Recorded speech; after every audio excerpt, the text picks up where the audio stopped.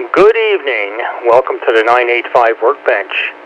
I'm Ron. My call is W3GMS, and I'll be your host for this edition of the 985 Workbench. I'm located in Westchester, Pennsylvania. We meet every Monday night at 8 p.m. on the W3GMS Parksburg repeater, 146.985 megahertz. The PL tone to access the repeater is 100 hertz. For those who use tone squelch on receive, the repeater transmits a squelch tone of 94.8. Newcomers are very, very welcome. We encourage all stations, however, to check in. Take a look at the repeater website located at www.W3GMSrepeater.com. It has lots of information, including technical articles, pictures of 985 users in action, our events, photographs, and repeater etiquette and history. Please be aware that on occasion the repeater experiences intermod interference. Please run maximum power or be prepared to check in digitally through EchoLink or AllStar. We want to hear you. To be able to use EchoLink and AllStar on 985, you need to register with us. Directions for doing so can be found on the website W3GMSrepeater.com. Also, when the intermod is present before starting a transmission, give a short call to me. Hey, am I getting in okay? Once the host, me, confirms that, then you can share your longer comments. Here on the Workbench, we focus on answering general questions of radio theory and operation. Additionally, we invite each station to briefly comment on your amateur radio activity in the past week. When checking in, please indicate if you have a question for the Workbench. If you don't have a question, still check in. After all stations have checked in, we will first share what we've done this past week using a roundtable format. Please write down the call of the station that checks in right after you. Again, please write down the call of the station that checks in right after you. When you have finished your comments, turn the mic over to that station. Once we have made all of our comments, we will start the question and answer portion of the Workbench, and that portion is operated as a directed net. I will call on a station that indicated that they have a question, then for stations who wish to respond to that question. Wait to be recognized by net control before beginning a transmission. Helps us to keep things under control and to answer the questions efficiently and keep the net running smoothly. Sometimes, however, it helps for two stations to pass the mic back and forth to help clarify a situation and pass information. Feel free to do that as needed, then pass the mic back to net control. Okay, some housekeeping before we get started. Don't be too quick to talk. Pause a couple seconds before hitting the press to talk switch. This is good repeater etiquette, and the pauses are especially helpful to those on AllStar and EchoLink. When you do click the push to talk button, wait a second before starting to talk. We don't want to miss what you have to say first. It takes a moment for the repeater to process your PL tone. Also, the repeater has a 3-minute timer. If you talk for more than 3 minutes without letting up on your mic button, the repeater completely shuts down until you release your push to talk button. So if you're on RF, every 2 to 3 minutes, release the mic button just like this for a moment, and then you can continue. There's no need to let the repeater carrier drop. Before we begin, I want to say thanks to all of my fellow Workbench hosts. They're the ones who make this happen, and for Jim AF3Z for herding all of us host cats together. If you may be interested in hosting the Workbench, please contact Jim AF3Z or any one of us, and we will certainly help you get started. Lastly, please join us this Thursday at 8 p.m. for the 985 Roundtable. But before we start the check-in process, what I wanted to do is make a couple announcements here. This is from our field day chair, our winter field day chair, Keith, KB3 ILS. Winter field day is less than 2 weeks away. People are still welcome to join us, and that includes active 985ers, those who have been inactive and want to become active again, and most especially brand new hams who have been licensed within the last year. Please join us. It is a lot of fun. There will be heat up there. Don't worry. We'll be trudging through the snow. Joe, W3GMS, will be trudging through the snow. The rest of us will be in heat. Okay. We are actively planning, and we'll have something to help people who are new or inexperienced in a particular mode, including a demo of single sideband and CW operating for field day in the afternoon. We'll be partnering people together to log and operate as a team. This is a great way to get experience and also enjoy the event. We may even see if we can get an evening demo of straight key mastery from Joe, W3GMS, on 80 meters on Saturday evening. The dipole team did a great job of getting the lines and pulleys up, and all survived despite risking life and limb, and tripping and all kinds of stuff, losing balance. That's me and everybody else.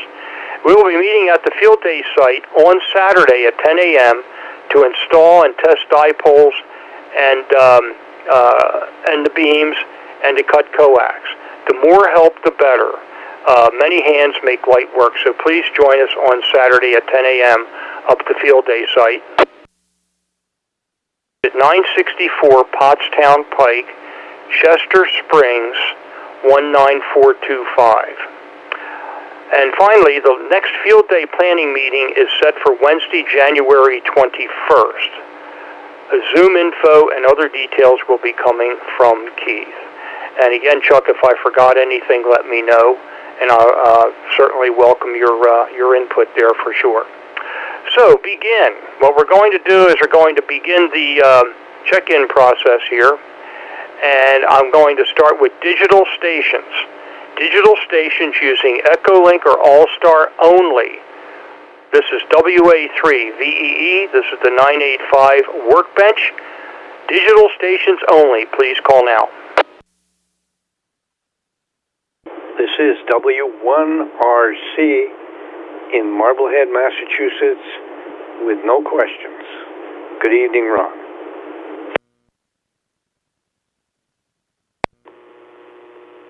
Whiskey 8, Charlie Romeo Whiskey. No question.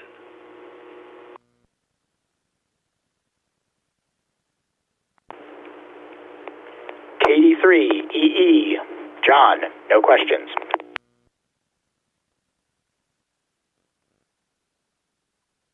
K3EMI, Randy. No questions. 3SCY, no question.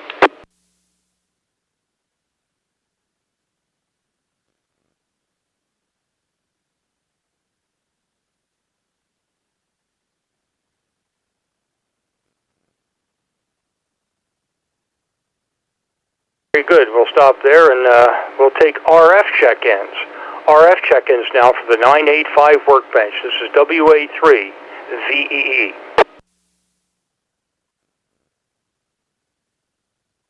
That's Kilo 9, Charlie November, Chris in Eugene, Oregon, K9CAN.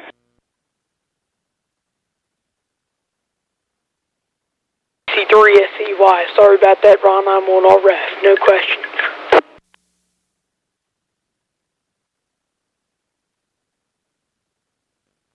Error here. K3EMI, Randy. No questions.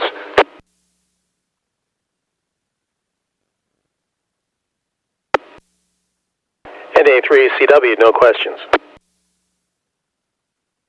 KC300K, no question. W3KZG, no question. 3QP, no question.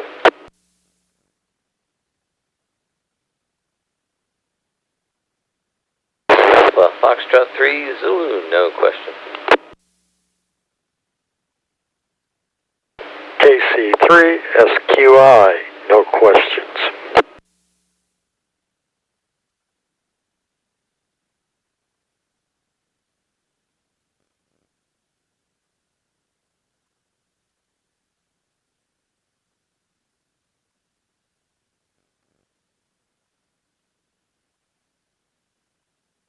Let's see what the roster looks like so far. This is WA3VEE, and you're listening to the 985 Workbench. Okay, we've got W1RC, and Mr. Mike, you will turn it over to W8CRW. KD3EE, KC3EMI. I'm going to keep the same order, by the way. That's fine. KC3SCY. I'll keep you in that same order again, Luke. That's no problem. K9CAN in Eugene, Oregon. Welcome. What's the name there, by the way?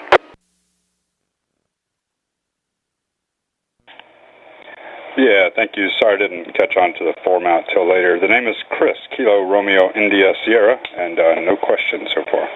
Back to Nick. Chris, welcome to the 985 repeater. I don't think we've had you join us before. Maybe so, but I may have missed it. But glad to have you on board. Very, very warm welcome to you from Eugene, Oregon. Warm spot in my heart, by the way, for Eugene, Corvallis. I used to work for HP, so I know there's big stuff in Corvallis. Okay, NA3CW, KC3OOK, W3KZG, W3QP. Tim, good to hear you tonight. AF3Z and KC3SQI. One more call before we go through the list again and get started. This is WA3VEE. Last call for check-ins, either digital or RF. Please call now. KC3 SWC, listening on the side, mobile. 3NZT also on the side.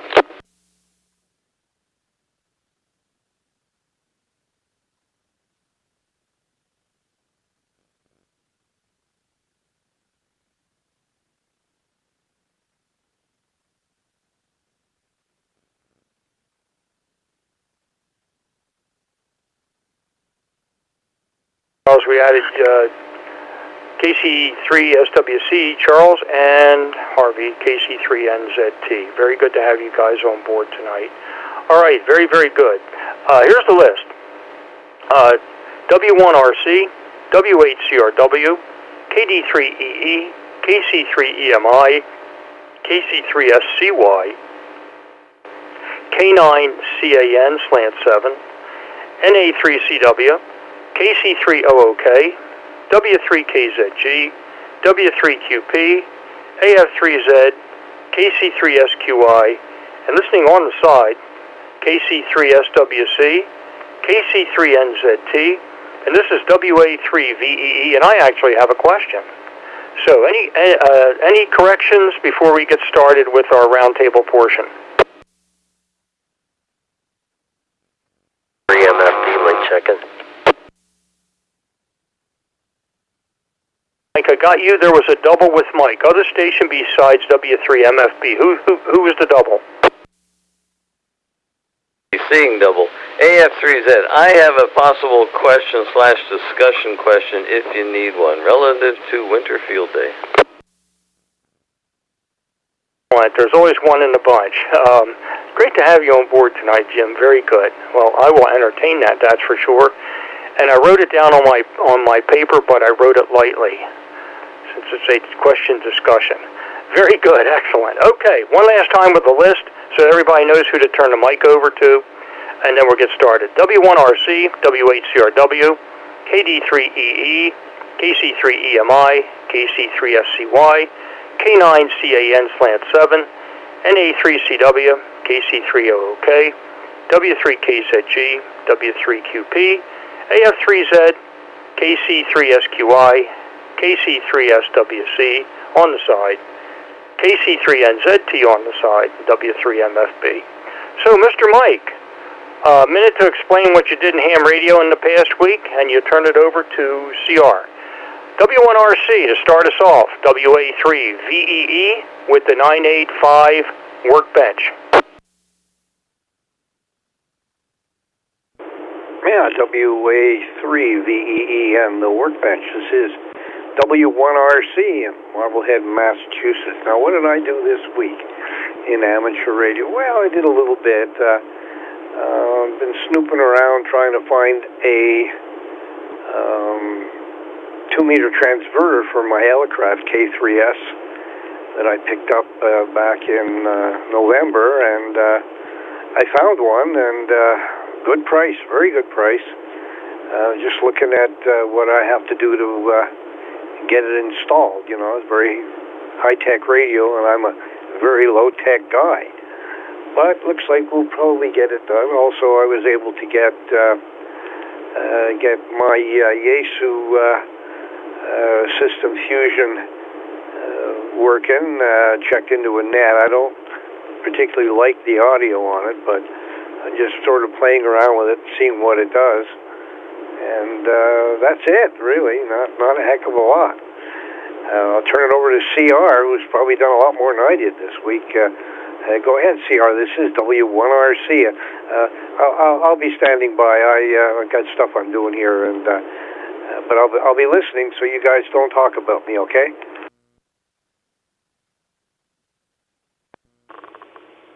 Very good, Mr. Mike. I don't think I'm doing a whole lot. Thank you, Ron, for taking the chair this week in ham radio.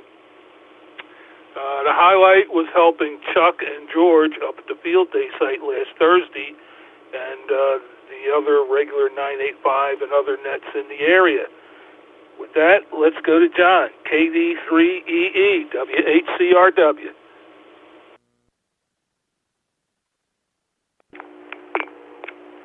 Thanks, CR. W8CRW. This is KD3EE, John in Landisville.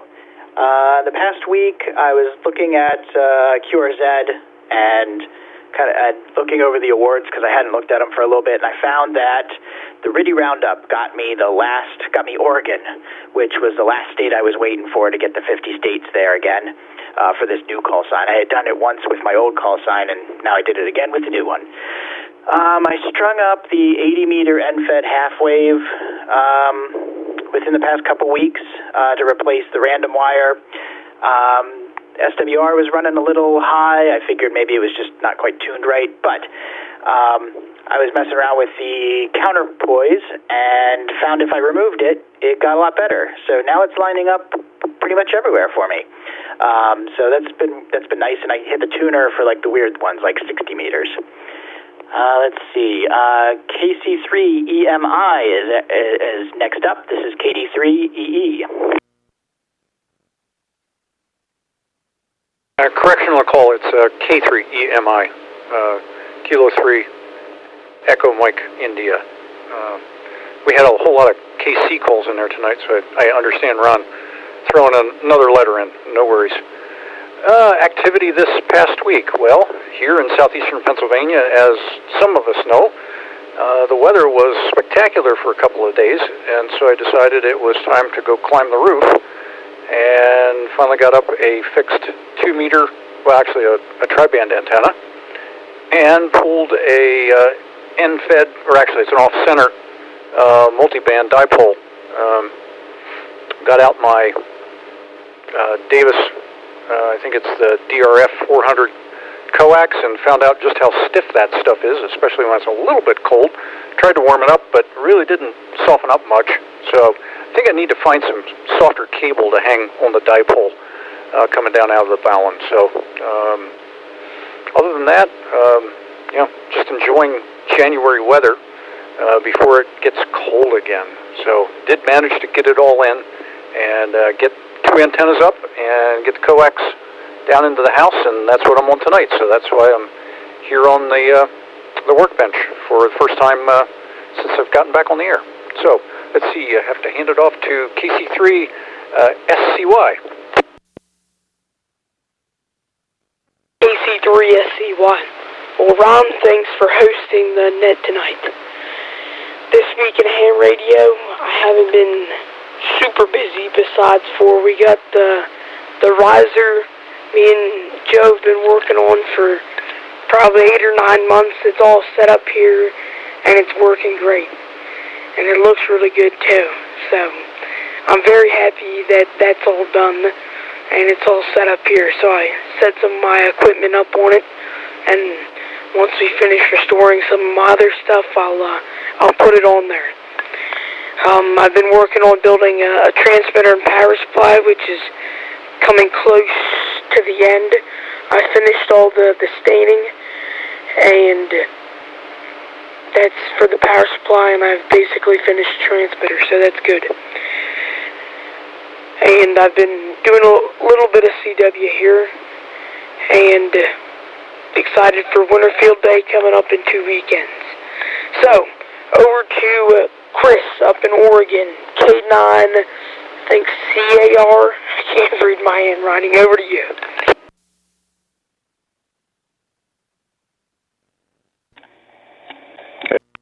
Yeah, thanks again. First time I've joined up on that, so sorry I didn't catch who the operator was after me, but I'll definitely know for next time. I love the format. Yeah, the name is Chris, Kilo Romeo India Sierra, up here in Oregon. Eugene, yeah, getting ready for Winter Field Day. We're hosting a site up on Parrot Mountain up near Newburgh, Oregon. We've got about 20 people so far that are, you know, in it to win it with us. And so I'm actually this week or last week, what have I done? So I'm actually working on a kind of a new antenna project. You know, you've got all these antennas which are multi-band. They all operate on the multi-bands, if you will, right? Whether they're best suited for each band. So I'm actually working on a kind of a modular antenna. Kind of playing around with some different ideas. So I picked up a 3D printer so that I could print my own parts for this kind of modular antenna project that I'm working on, and printing some pieces for the doublets. A couple people wanted to work with some doublet setups for Winter Field Day, so printing off some pieces for that for each one of us, and that's about it. That's kind of taken up the week there so far. Yeah, great net. Looking forward to hearing what everybody is doing. Hope everybody has a fantastic start to the new year. And again, sorry I didn't catch the next station. This is Kilo 9, Charlie Alpha November. I'm turning it back to Ned. Very good, Chris. Excellent. Well, thanks again for coming on board with us. Again, welcome for sure. And the next station is NA3CW. Chuck, go ahead. It's all yours.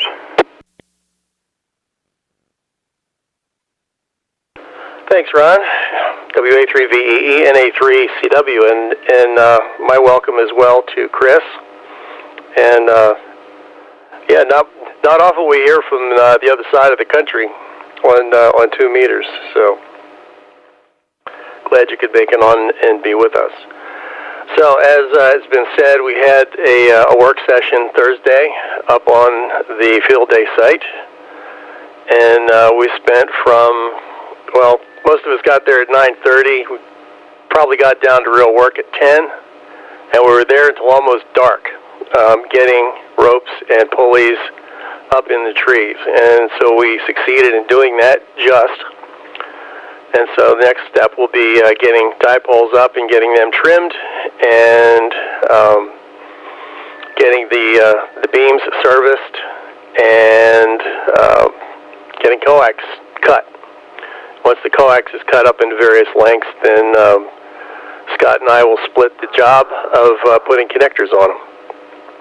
So we're looking forward to a good day Saturday. It's going to be cold, but apparently dry, so we'll take it.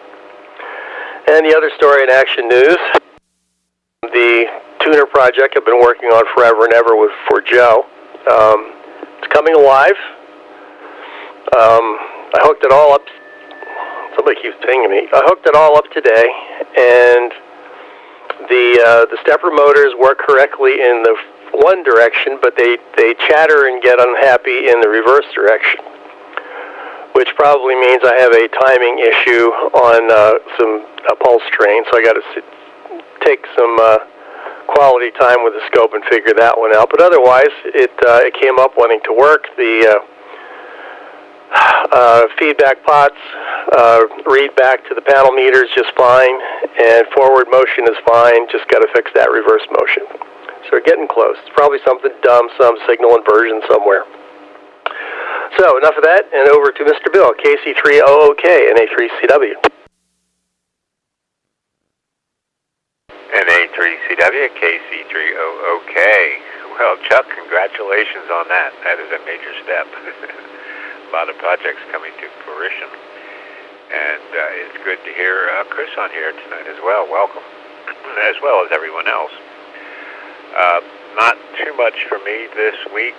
Pretty much the same old, same old. I did the Simplex Net Saturday night. I was central control. Sunday night for the welfare net, I was net control. Other than that, haven't been on the radio that much.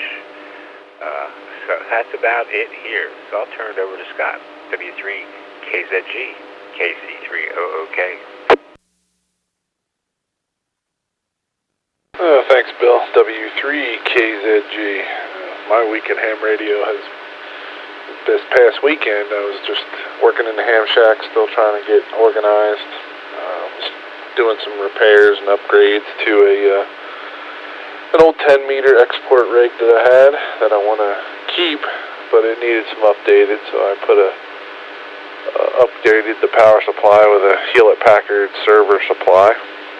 So it has plenty of amperage, and they're cheap enough. And when you modify them for higher voltage, they really put out some power. And way quieter than the power supply that was in it, RF-wise, or noise-wise, I should say. What else have I done? Oh, tonight I backed the trailer that I'm going to use, that I use a field day, into the garage, because I need to do a few things to the inside to get it prepped. And I figured it'd be nicer to work on it in the garage with the heat, so I backed it in there tonight, and had to do some jogging around with some vehicles, but it's pretty much all I did. I just backed it in, got the door shut, said I'll continue tomorrow. Ron, I did not write down who comes after me. I was on the other side of the room doing something when the list went down, so I'm very sorry. So if you would please pass it to the next person, it would be much appreciated. This is W3KZG. Do that, Scott, but you'll owe me a ribeye steak dinner at the next Texas Roadhouse. Glad to have you on. Great to have you on board, Scott. Absolutely, and no problem in the least. Tim, great to have you on board. Take it away. W3QP, this is WA3VEE with the 985 Workbench. WA3VEE and the Workbench. This is W3QP. I have really not done much with radio the last month, between the holidays and working on Jeeps, and work's been silly, and yeah, just really haven't done that much. I do have a couple of Summits on the Air trips coming up. I've got one planned for February, and work is sending me out to Vegas, and so I am going to sneak away from the conference for a few days and go do some summits out there. So I'm excited about both of those. That is all for me. Over to AF3Z. This is W3QP.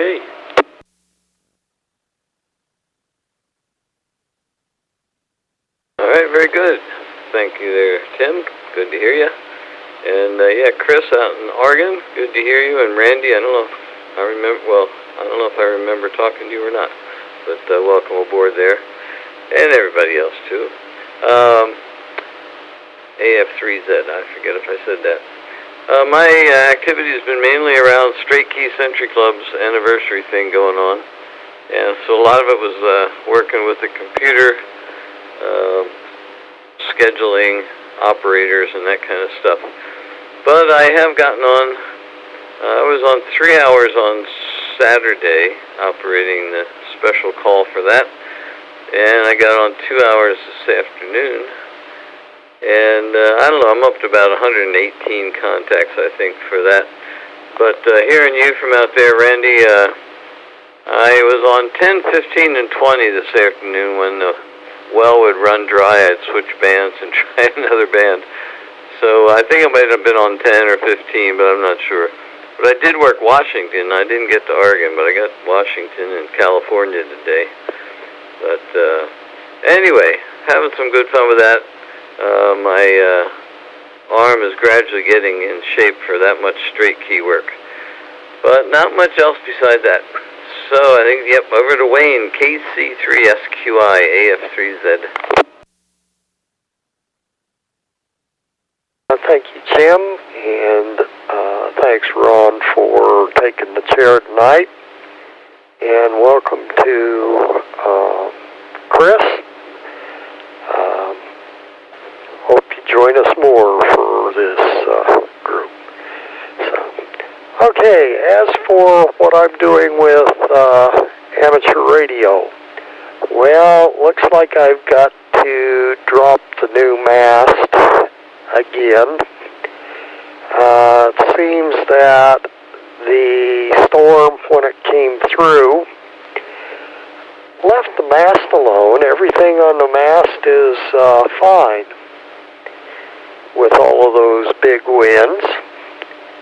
But the 10-meter vertical dipole decided to become 2 5-meter monopoles. So, going to have to do something to put the center feed on the dipole back together again, but I got to drop the whole mast to do that. But we'll get that taken care of.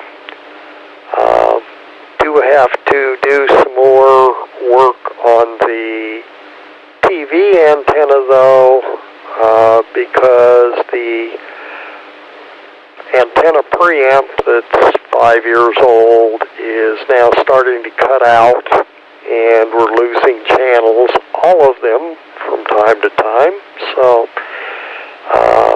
for the XYL, I will be putting in a new channel master 2-band or dual output preamp on that, and then hopefully I'll be able to get back to radio again one of these days.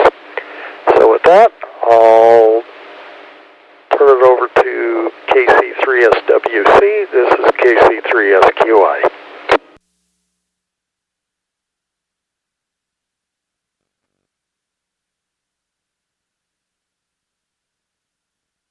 In and out. He's listening on the side, and so was Harvey, KC3NZT. So Mike, W3MFB, it's all yours.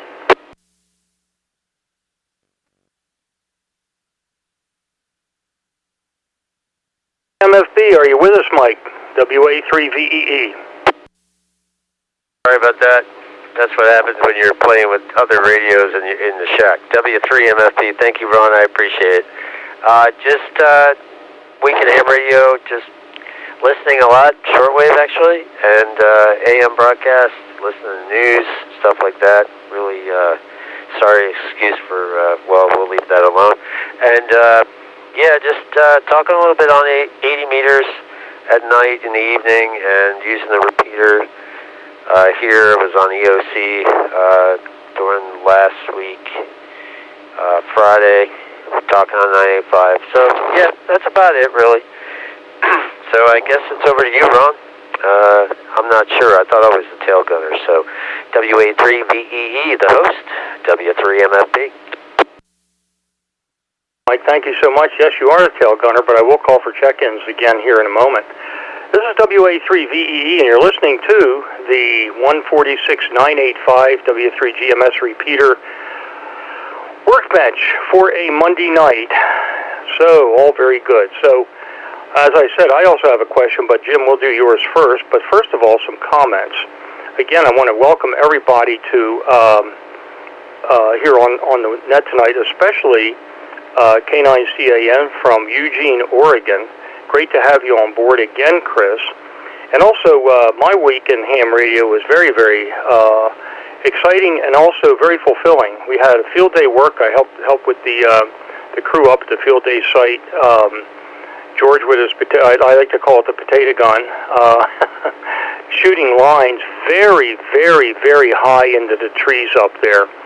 And he's getting to be a real marksman with that. So if you really want to see something, the next time we're shooting lines in trees, which I hope will be a while from now, come up and join us for sure. Again, many hands make light work, and so on and so forth. And I don't think anything except the coil of Dacron, and I don't think anything else weighed more than 5 pounds. Otherwise, I wouldn't be able to handle it. Okay, so Saturday was really good. Met with a brand new ham, and you'll hear her on 985 here. And her name is Kiana, and her call sign is KD3. CJH. I'm working with her as her Elmer. She passed her exam at the Pottstown Amateur Radio Club a week ago Friday, and already at the field day site on Saturday, I wanted to give the beam a good workout, and we ended up working 8 countries, including the Principality of Delaware as one. So her first contact was France. So when you hear her on the radio, definitely give a shout out to her for sure. And we welcome all new hands for sure, and especially people who have not been active for a while. So that's all very good. And in the future, as soon as the weather starts to cooperate a little bit more towards the spring, we will be operating at the field day site on the weekends. And as the evenings get longer, maybe even in the evenings. So those with HOAs and those who are not able to really operate in their home QTHs certainly think about coming up to the field day site to operate. Make sure that we have HF gear available to do that, and of course power. So with that, I've got a question, but we'll go to. But before we do questions, let me give one more call for any additional check-ins. This is the 985 Workbench. This is WA3. What's that call sign? WA3VEE. Looking for check-ins before we go to the question portion.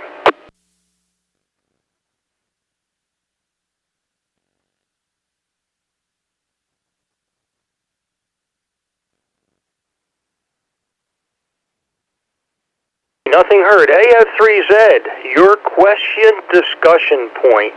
This is WA3VEE. Take it away, Jim. Thank you, Ron. AF3Z here. And, yeah, related to Winter Field Day, right before the Workbench, I was watching a video. I didn't realize that Winter Field Day has been hosted now by like 3 or 4 different groups. Keeps getting passed around. But the current group, Pack Rats or somebody, they had a video. I guess the president of the group, or the president of Winter Field Day, has a video on YouTube, and he was talking about it and changes and stuff. But I didn't get to see the whole thing yet. But anyway, that, and also I think it was Randy commented on the stiff coax. The question is, since we're talking Winter Field Day,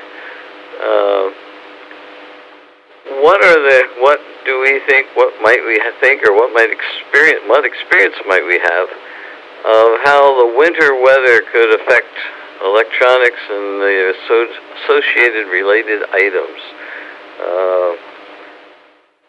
You know, winter weather, more extreme winter weather, where are the points that we might not be as prepared as we think if we have some wind and real cold and that kind of stuff? What things would be most likely to fail with radios if they get really cold? That kind of stuff. It's a pretty broad topic, but we might be able to work it for 5 minutes or something. Back to you, Ron. AF3Z. 3Z, WA3VEE. We'll take as long as we need, that's for sure. It's a great question. Winter Field Day, cold and electronics and preparedness. Any comments for Jim? This is WA3VEE. KC3SQI. KC3SQI, go ahead. Okay, thank you, Ron. As far as the electronics is concerned, Jim, probably we don't need to really worry about that here in Pennsylvania. Now, where I grew up in the Rocky Mountains of Colorado, and it would get 30 to 60 degrees Fahrenheit below zero, yes, it did make a little bit of difference and a little trouble working at those. Wire also didn't kink very well or unkink very well to make antennas. But it does, on antennas, if you've gone from a solder on a stranded, it will make it more brittle and tend to do what my vertical dipole did and separate from the center. So that's probably one of the more common problems that you're going to run into with that. So with that, I'll turn it back over to you, Ron, and see if there's anyone else that needs to get in here. KC3SQI. Wayne, thank you so much. This is WA3VEE. Other comments for Jim's question on winter field day, cold electronics, preparedness, and dangers?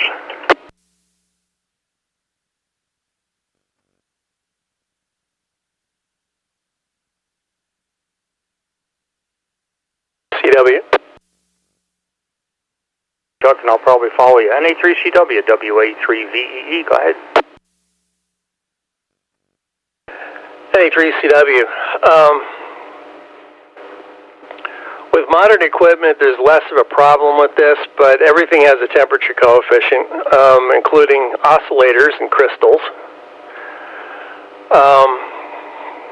The transistors will, in general, like the cold. Put it this way, if it's warm enough for you to stand to operate it with your gloves off, it's fine for the equipment. But in the olden days, with things like LC oscillators, they could really take off in temperature extremes. Modern equipment is crystal control, timed. Every piece of equipment has a temperature range, whether it's consumer, commercial, or military, or industrial. They're all different. Most of them with regard to heat, more than cold. Yeah, things are going to be stiff, including the operators. Computers and LCDs. LCD screens do not like to be frozen. If you have simple monochromatic LCD screens, they can freeze and turn black if there is any air in them. And I've seen that done. Matter of fact, I have a bench meter here that I think somewhere along the line got frozen, so it's got some blackness around the edge of the LCD. But they get very ugly if they get cold and they have any air exposure, like they don't have a good gas-tight seal on them. And that's permanent.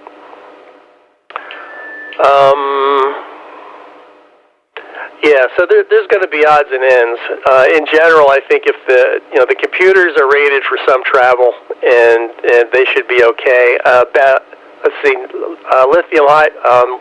lithium-ion batteries don't like to be cold. Rechargeable batteries, whether they're in computers or you got a drill battery set up for a lamp or things like that, they're going to have shorter lifespans, charge spans anyway.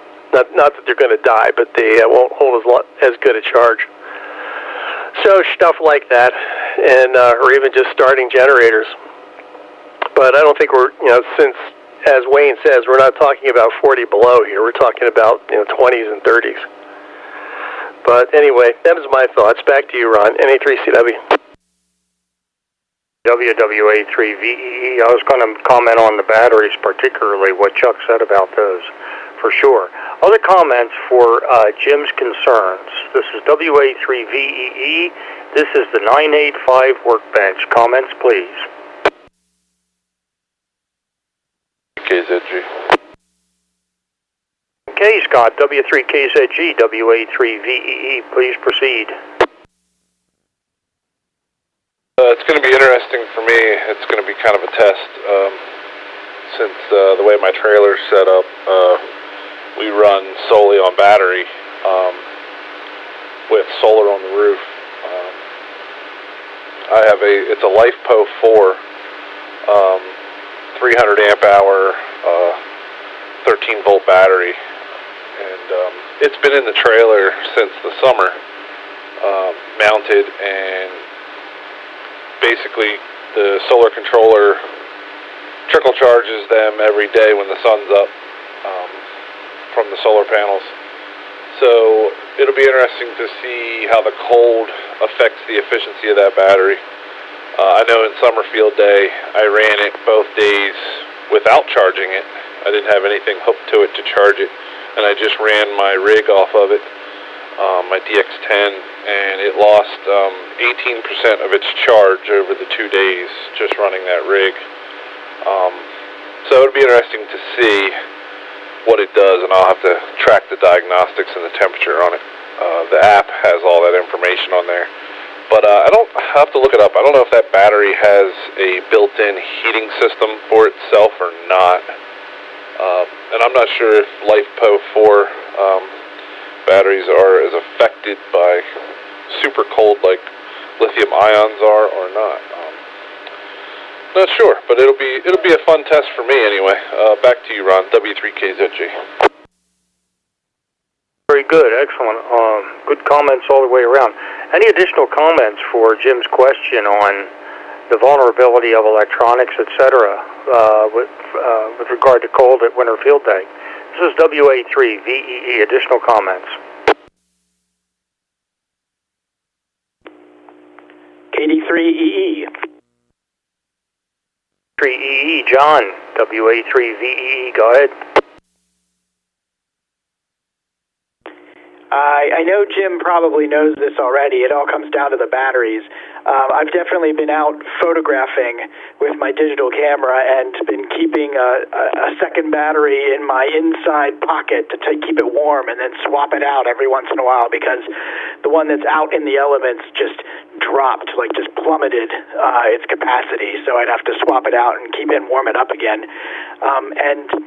And Chuck mentioned the LCDs. I've definitely seen my little handheld radios get almost unusable because the screen won't update. You know, it's sitting there scanning, and it's just sort of keeping every element lit that it ever lit.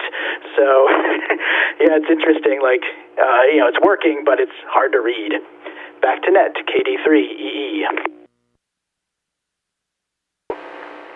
All very good comments all the way around. Any additional comments for Jim's question? This is WA3VEE. 3QP? I would know for sure. W3QP, WA3VEE. Tim, go ahead, please. W3VEE and the group, W3QP. One other follow-on to the battery chemistry comment. You cannot charge all batteries below freezing, and I know, generically speaking, again, it depends on your battery, LiPos do not want to be charged below freezing. I am not honestly sure what happens if you do that, but I assume bad things happen. Buyer beware of good luck. That is all for me. Back to group. Very good. Yeah, I know we've got a few people who have temperature control for their batteries, so all very good. And usually I've got 250 amp hour LiPo batteries in the van, in the Porcupine, and I usually heat it up before I even end up charging them. So yeah, they usually are never near freezing when I try to apply a charge. Final comments for Jim's question before we get to mine over here. WA3VEE and Workbench.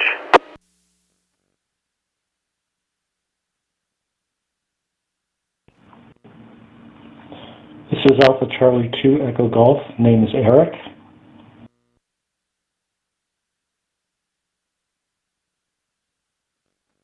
Eric, welcome to the 985 Workbench. We are a question and answer net over here running on the Parksburg, Pennsylvania repeater. And I don't know if you heard the question or not. The question right now that's on deck is that are there any concerns? We are operating winter field day. Are there any concerns for any equipment, any electronics, anything that supports the electronics, anything connected to it with regard to cold? Do you have any comments on that question? Go ahead.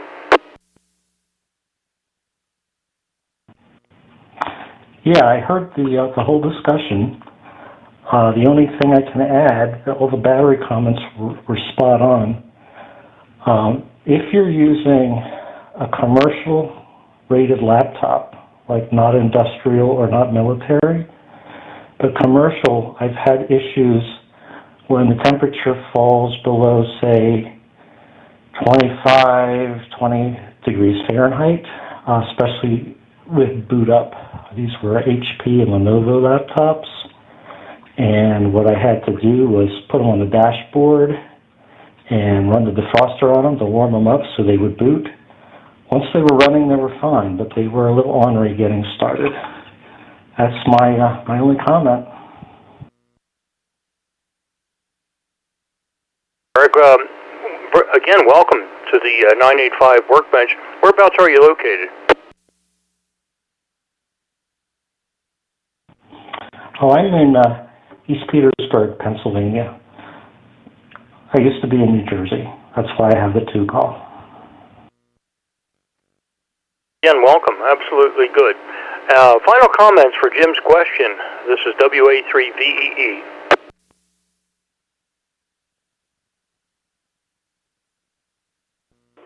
W8CRW. CR, I've been waiting for you with your battery stuff. W8CRW, WA3VEE. Please go ahead. Well, I was down working. Lithium iron phosphate batteries, if they're built right and they have a good BMS, you can't charge them once they get down to that critical temperature. Back to that. Very good. That's consistent with what we're hearing. All very, very good. Final comments for Jim. This is WA3VEE.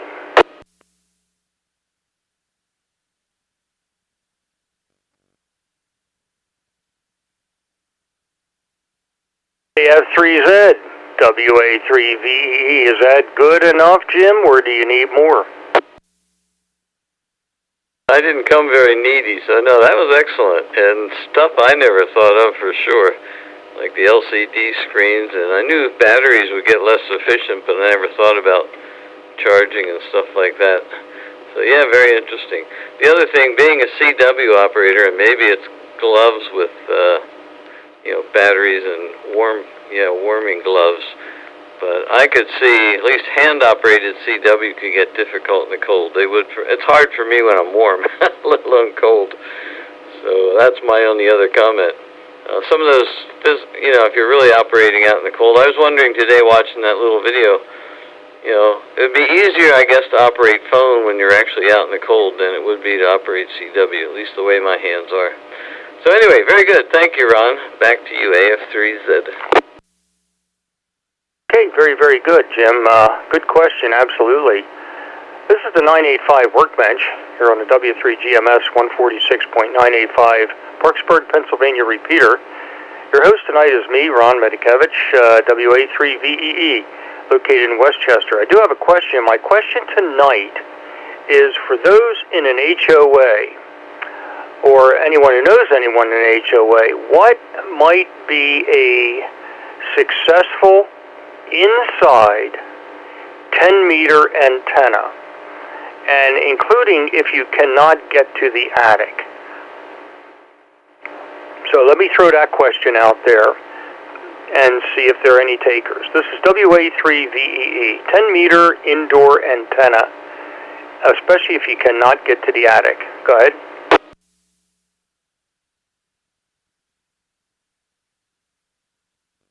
AF3Z. AF3Z, WA3VEE, go ahead. First of all, mainly a question. Do you really need to be horizontally polarized or vertically? That could make a difference. But what I'm thinking is a 10-meter dipole isn't that huge. You could definitely maybe get one up horizontally inside. And then there's the old sort of mobile ground plane things on a hunk of metal. But I'm just curious what you're thinking, if you are, vertical or horizontal. AF3Z. Either one. Judging from how 10 meters works, HF works, certainly horizontal would probably be best, but I've heard things like antennas taped to ceilings and stuff like that, so I don't know how effective that is. I don't have that issue here for sure. I have a fan dipole out back, which spans the diagonally across the entire backyard.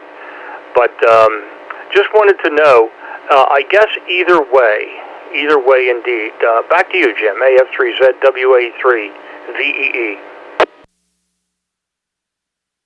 Okay, I'm not sure if I have much more to add, but yeah, some kind of dipole could be hung up probably some way or another. And of course shortened kinds of things, but you're already going to be compromised inside. And you're not getting to the attic.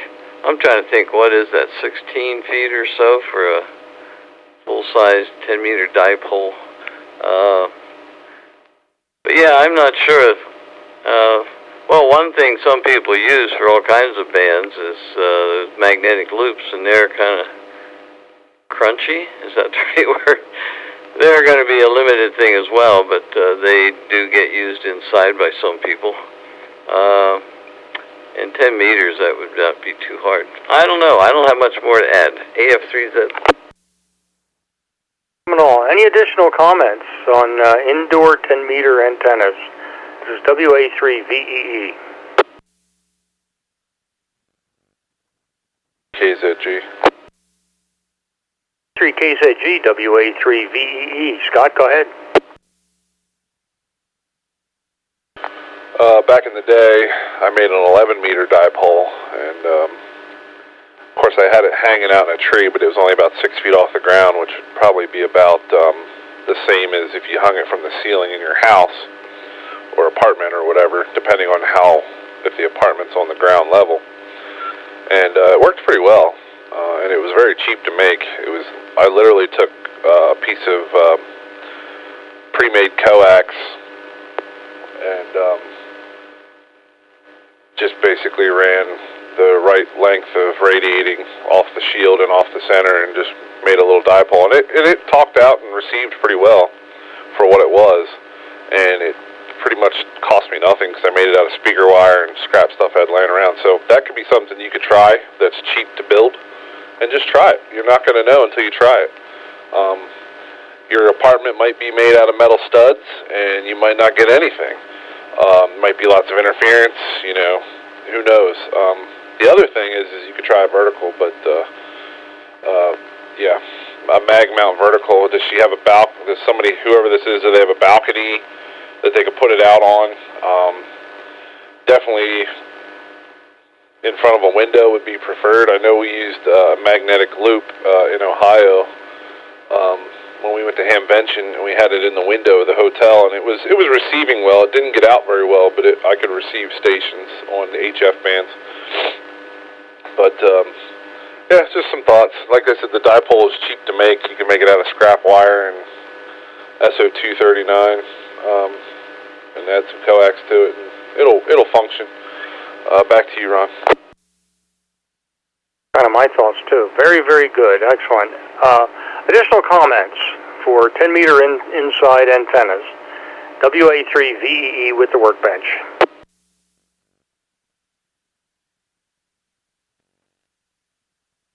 KC3SQI. 3SQI, WA3VEE. Okay, not too complex or anything, but you can use the old 11-meter whip antennas that are for the other band, and you can shorten it up a little bit and just run a wire across the wall. They work fairly well, especially if you're not on a ground floor of an apartment, so that you've got a little something. If you've got a balcony that you can work off of,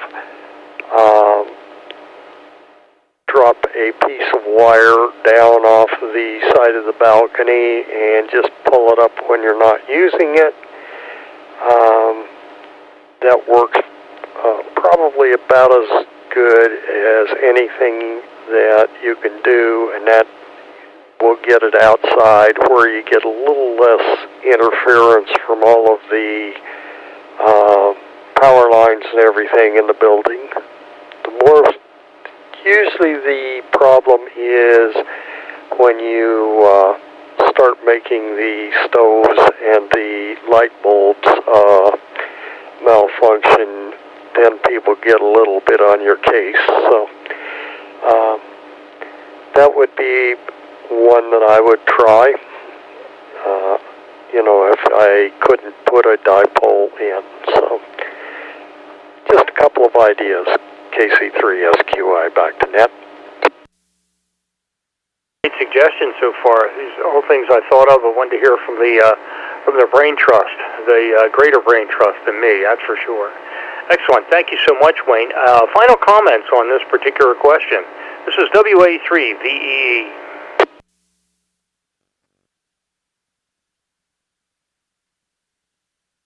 Ron, I might have a coveted 11-meter mag mount antenna floating around the shop out here that you could slightly modify or just run a tuner on it. If you, I would just give it to try, and if it works, they can keep it, sort of deal. I'll have to look around. I might have something, and maybe modify it slightly to make it for 10 meters, tune it right.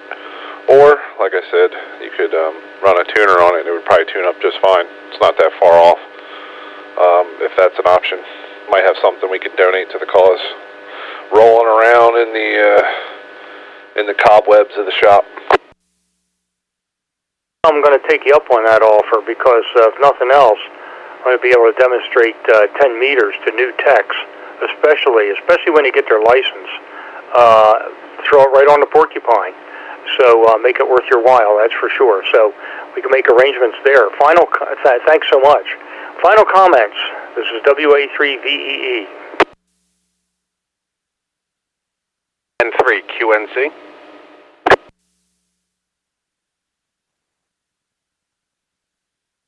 QNC WA3VEE. Please forgive me. What's the name again? This is Joe. I'm calling from Gap. Yeah, Joe. Now I remember. I'm sorry. Feeble brain and 108 years old, so it's a little tough sometimes. Thank you so much.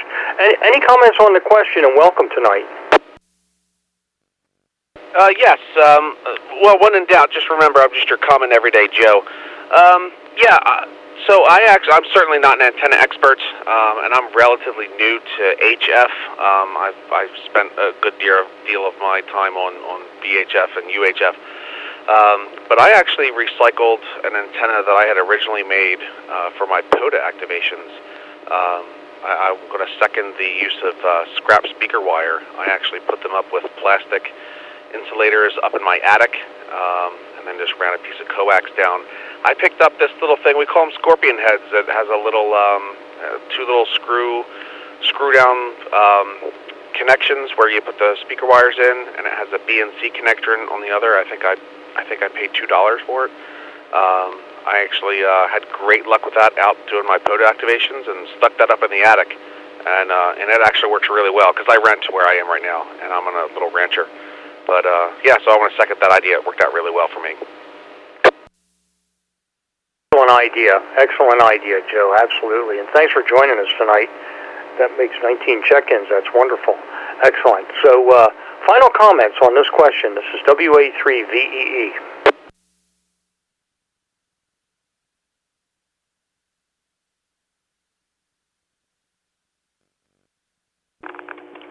KD3EE. KD3EE, WA3VEE.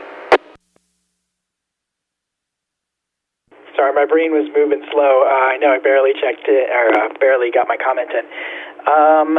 Additionally, I've definitely done every compromised inside antenna along the way when I got started. I had a loft, though, so it was easy to just string it down through the rest of the house. But if you can get a straight run, like for that little 10-meter dipole or end-fed wire, if you can run it down the hall, it might work, But as people said, closer to the window is better. And I think Scott had said, just try it. I think that's my best advice. I would have a loop antenna if you wanted to borrow and play around with that. I could part with it for a couple days. And additionally, I think that's about it. Oh, also, keep in mind the digital modes and CW and stuff, because you might not want to put that much power into the antenna that's next to your head. So, running some lower power, weak signal kind of modes might get you lots of results. It did for me. Back to net, to KD3EE. Angle. I like that. Very, very good. Excellent. Good comments all the way around. So, fourth final call for comments. This is WA3VEE.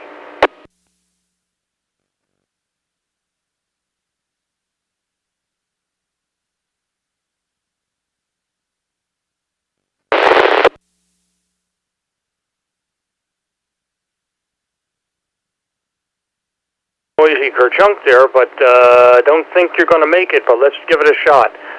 Person kerchunking, you want to check into the net?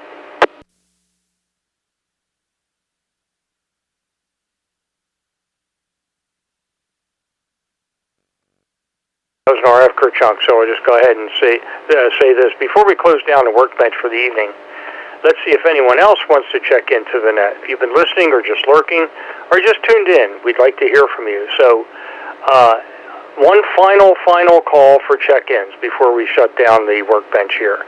This is WA3VEE. One final call for check-ins. Kilo Charlie 3, Yankee Tango Delta.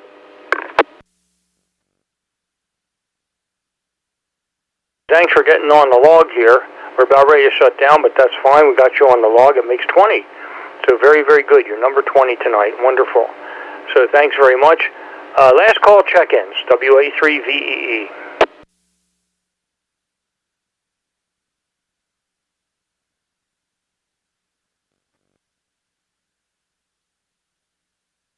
Okay, thanks for all stations for checking into the 985 Workbench tonight.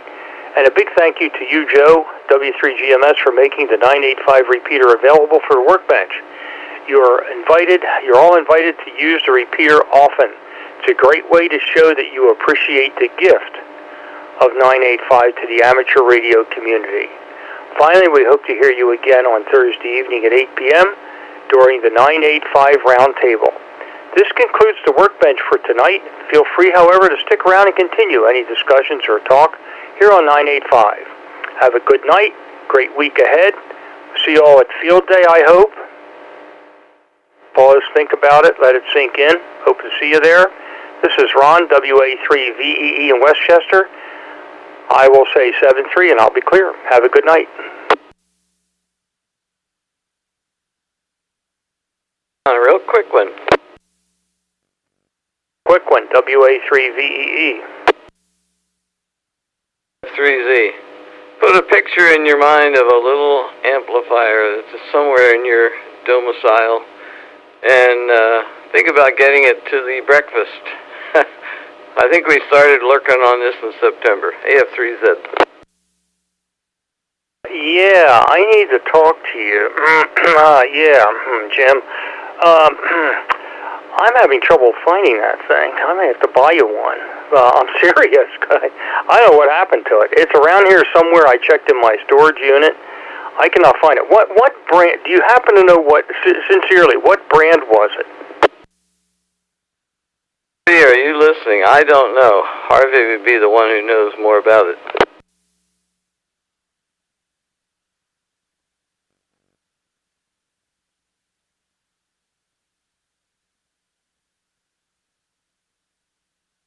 Corralling the kids to put them to bed. Tell you what I'll do. I'm going to send him an email, and I'm going to scour this place tomorrow. I know I took the filters that he gave me up to the site. I had speakers I took up there. I had all kinds of stuff. I looked around in George's trailer. I didn't see it up there. Maybe it got up there by chance. I don't ever remember seeing it. So I'm going to look around here again tomorrow. And like I said, I'll shoot him an email. Because if I know the make and model, it's like, oh, I remember seeing that, or I've never seen this before. But I do remember he mentioned something to me about it. But again, this goes back to September. So you just might be getting a brand new amplifier. I'll tell you what. If I can't find it, and he gave it to me, well, I take responsibility for losing it, but and full responsibility. But I will certainly give it a good shot here tomorrow with a flashlight with at least a weak battery in it. Go ahead. Make sure the house is warm enough to support the weak battery. Yeah, and there's no pressure here, Ron. It doesn't have to be quick. It hasn't been quick so far.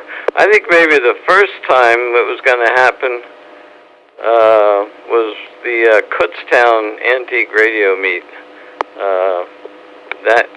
It might have been transferred to you right before then, or we talked about it before then with him. I'm not sure. But, yeah, let's not get too worried about the moment. And I don't know, you need to buy me anything. But, I just thought I'd throw that out. But, yeah, I know how that goes. And you can go crazy trying to find that something somewhere. I found a lot of needles. I don't know if that has anything to do with it. There's a little hay or cat litter maybe, but I found some needles around here. Maybe, I don't know. Anyway, well, like I said, if I lost it, I own the responsibility for that. That's not a problem, Jim, at all. And I'd like to see you not pass up a good DX contact because you didn't have an extra 45 watts. Go ahead. It's to beef up my little QRP rig, the Pentec TR45L. That's what it's to do, to bring it up to, I forget how much, but make it almost a base station when you're out somewhere or whatever. But very good, Ron. Yeah, I forget what I was looking for here not too long ago, and I couldn't find it anywhere. I finally figured I probably gave it away. Oh, it was a book, but I don't think I have it anymore. I've been, as you know, you've heard me talk about it, I've been cleaning out stuff for a long time, so anything was suspect along the way. Very good, Ron. We'll let you go. Hope to see you Friday, and please don't agonize over this thing too much. AF3Z. Bothers me. When you lose something, it's like, well, you lose something, you lose something. It's like, well, what'd I do with it? It's like I said, I don't ever remember seeing it, so I'll have to talk to Harvey and see what the story is there. But it's rare that I lose something. Usually something is here. Well, I'll take that back. It may be here, but it might be one of those things where it might be out of sight in plain view. Who knows? It could be right here on the console. I don't know, but we'll see. Anyway, I thought I'd mention that for sure. And by the way, what you were trying to look, those books didn't happen to be photography books on composition or lighting, were they? Because they're in the next room over. I just had to joke with you a little bit about that. AF3Z, WA3VEE. You're on the right subject, but no, not those books. Ever hear of Jim Brandenburg? He was a wildlife nature photographer and did a good bit for National Geographic and others. Died in the last year or two, I think. But anyway, it was a book. He had a thing, now I'm not going to come up with the title. Something about captured in light or captured by light or something like that. But he did a series of photographs. Late in his career, he had lost his zip and his zazz and pizzazz or whatever. And he sort of came up with a thing for himself. He was going to take one picture a day for maybe 90 days, 30 days. I think it was more like 90. And he lives up, the boundary waters, northern Wisconsin, Minnesota, somewhere up that way. He lived up in that area. And he'd go out, and when he said one picture a day, this was still film, I believe. But anyway, he would actually click the shutter one time a day. And these pictures became famous and got published, I guess, by National Geographic and stuff. So the book was a collection of those pictures and stuff. I had 2 copies of it, actually. But I think I probably took them and donated them to the library. So no problem, and my need for them is no longer here. Jim Brandenburg, ever hear of him? Did now, I'm on his site. Wow, he has one photograph here, Jim.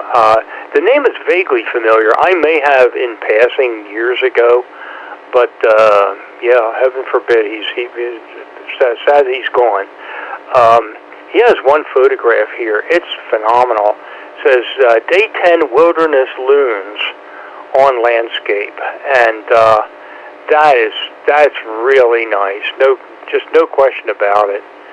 So he actually has quite a story on it. You go into Google and you put in Jim Brandenburg, and this one thing he says on Landscape looks like it's an article, and it says Jeff Kell chooses one of his favorite images, and evidently this was one by Jim Brandenburg, and it's just really nice. Very, very beautiful. Oh yeah, it's like an early morning. It's got to be an early morning because this lake is perfectly still, and it looks like it's sunrise, and there are a couple loons. One is in the water floating. The other is just about, it looks like he or she is spreading their wings, not in a takeoff, but just up vertical out of the water. And there's a little island with what looks like pine trees. And Boundary Waters Canoe Wilderness Area. How about Northern Tier High Adventure Camp, August 2006. We had 8 Eagle Scouts and 8 leaders, and we canoed that, and we did about 60 or 70 miles by canoe and portaging. And we had prepared for this for quite a while, and we just chose to go right when black fly season was starting to wane, and we made the right choice, that's for sure. There's one other radio story I have to tell you about that on the next go-around. It's a short one, but it's funny. AF3Z WA3VEE, very familiar with the Boundary Waters Canoe Wilderness Area. Very good, AF3Z here. Yeah, I had heard of it, but I don't know much about it. But yeah, he lived up that way, and he had his own, I forget, he had a term for it. There are some good videos and stuff, of course, on YouTube. But he had like a base camp or something.